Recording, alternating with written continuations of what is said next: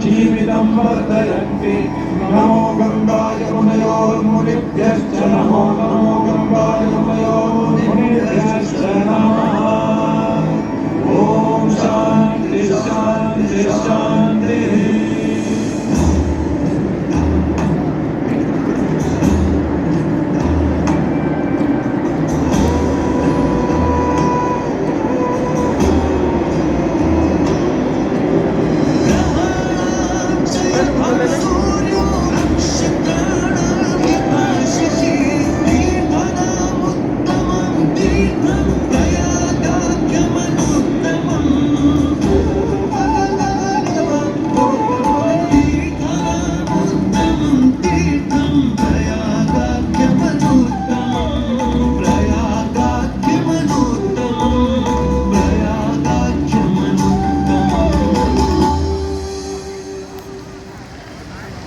सूर्य ग्रहों में श्रेष्ठ है और चंद्रमा नक्षत्रों में श्रेष्ठ है।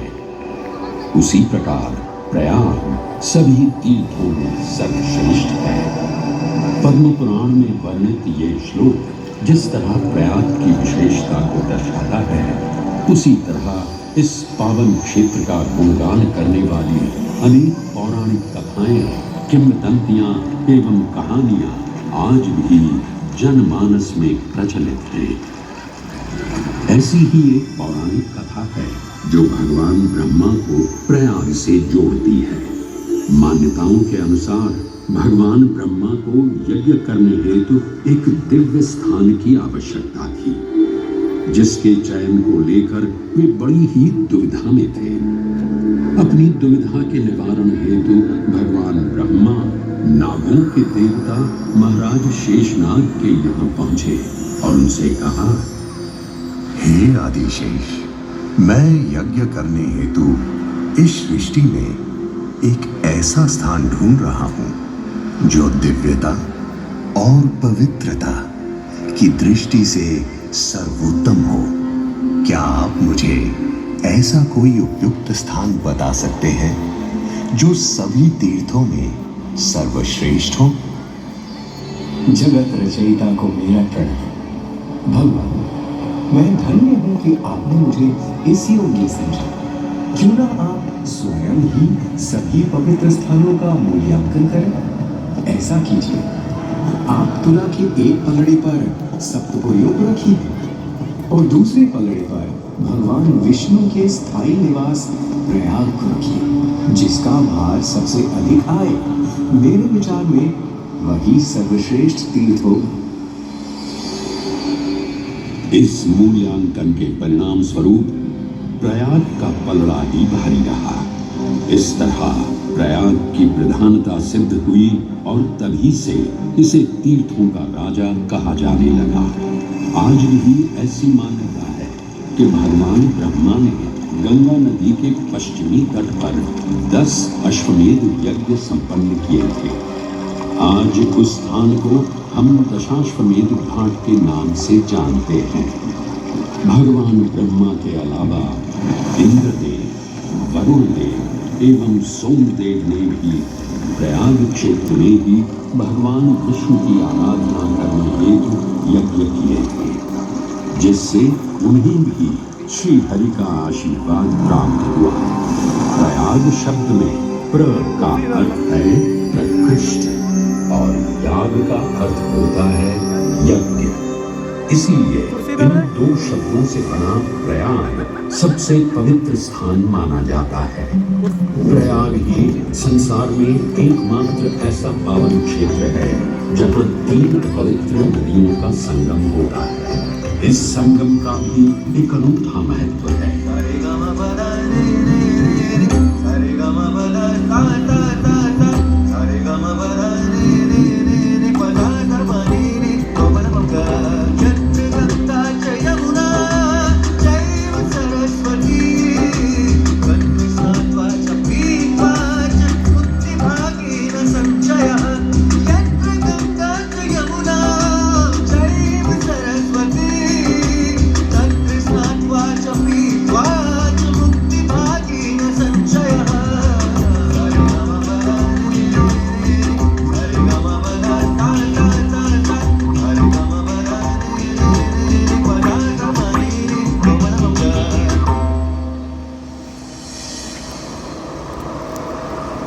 प्रयाग में गंगा, यमुना और सरस्वती जैसी 3 सबसे पवित्र और पूजनीय नदियों का दिव्य संगम होता है।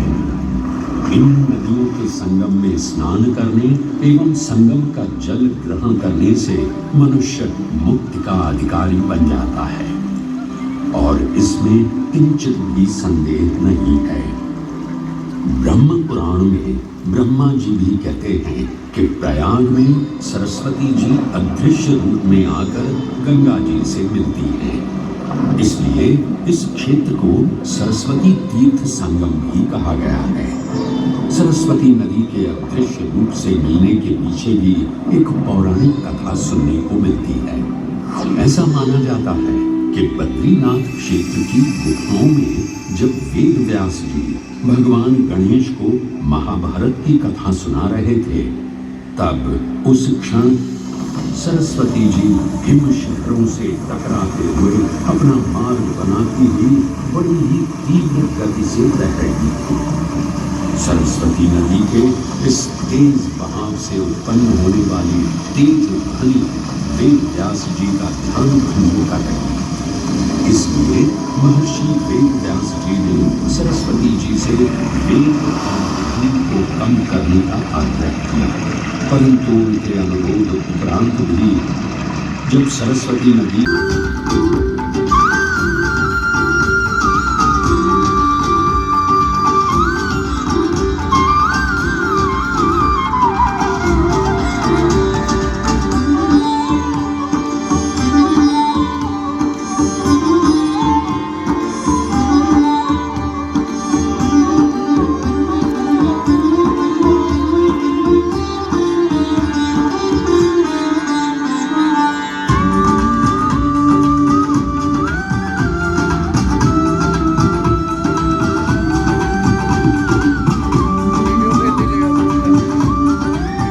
पूरा नहीं देखा क्या?